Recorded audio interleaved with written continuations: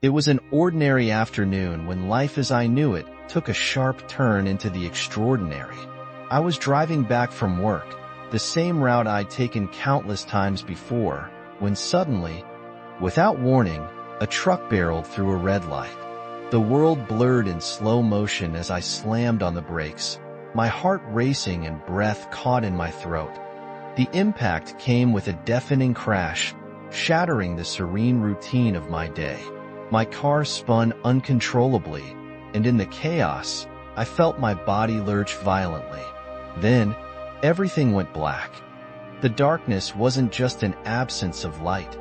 It was a void, vast and endless, wrapping itself around me like a heavy shroud. For a moment, I thought it was the end. But then, something extraordinary began to happen. A faint, golden light appeared in the distance, shimmering like the first rays of dawn piercing through a thick fog. It grew brighter, warmer, until it enveloped me completely. The pain and fear that had gripped me moments earlier vanished, replaced by an overwhelming sense of peace and calm. I realized I was no longer in my body. Instead, I was floating above the scene of the accident, watching as paramedics worked frantically to save me. Their voices sounded muffled, as though coming from underwater, but I could see the desperation in their faces. My mangled car lay crumpled like a tin can, and there I was, motionless, pale, lifeless. It should have terrified me, but it didn't. Instead, a profound sense of detachment settled over me. I wasn't afraid. I wasn't sad. I simply was. As I hovered, I became aware of an immense presence behind me. Turning, or what felt like turning, I saw the source of the golden light.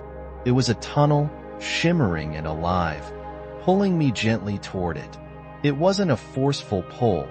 It was an invitation, a beckoning. I felt a deep, inexplicable knowing that this was the path I was meant to take.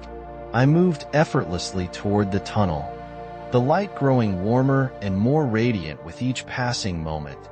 As I entered, memories of my life began to unfold around me, not as a linear narrative, but as a kaleidoscope of emotions and moments. I saw my childhood, the laughter of my friends, the loving embrace of my mother, and the bittersweet farewell to loved ones who had passed. Each memory came with an intensity of feeling I had never experienced before. I wasn't just remembering these moments, I was living them again, every emotion amplified 100-fold. Then came the most profound part of the journey, a review of my life. It wasn't judgmental. There was no condemnation or anger. Instead, it was as though I was being gently guided through the choices I had made, the paths I had taken. I felt the joy I had given others and the pain I had caused, not just from my perspective but from theirs. It was a humbling, deeply moving experience. I understood for the first time the interconnectedness of all things, that every action, no matter how small, sends ripples across the fabric of existence. As the review ended, the tunnel opened into a vast, boundless expanse of light. There were no walls, no ceiling, just an infinite, glowing presence that felt alive with love. Standing there, or rather existing there, I was greeted by beings of light. They didn't have faces or bodies as we understand them, but their presence was unmistakably real. They radiated unconditional love, a love so pure and overwhelming that it brought tears, not of sadness, but of sheer gratitude.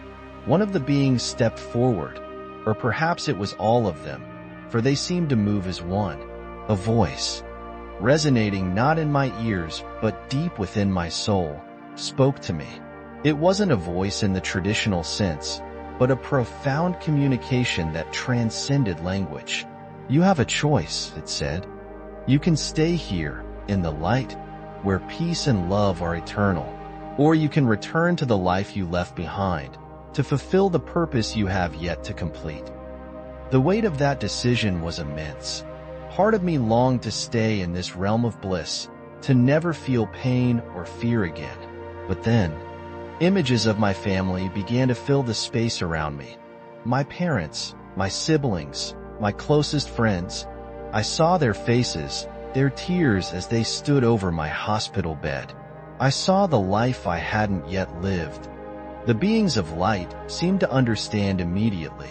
There was no disappointment, no reluctance, only love and understanding. One of them touched me, or perhaps it was all of them, and I felt a surge of energy, as though a current of pure life was flowing into me. The next thing I knew, I was back in my body. Pain rushed in like a tidal wave, sharp and unrelenting. I opened my eyes to see the worried faces of paramedics hovering over me. One of them shouted, "She's back.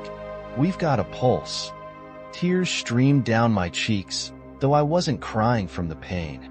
I was crying because I had seen something so profound, so indescribable, that it had changed me forever.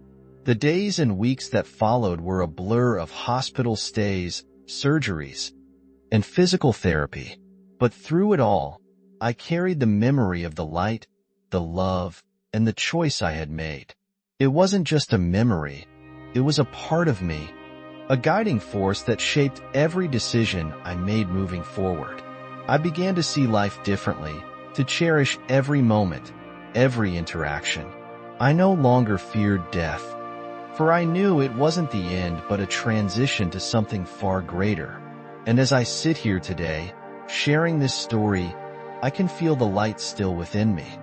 It's a reminder of the love that surrounds us, the interconnectedness of all things, and the infinite possibilities that lie ahead. I don't know why I was given a second chance, but I do know this. Every day is a gift, and I intend to live it fully, with gratitude and purpose.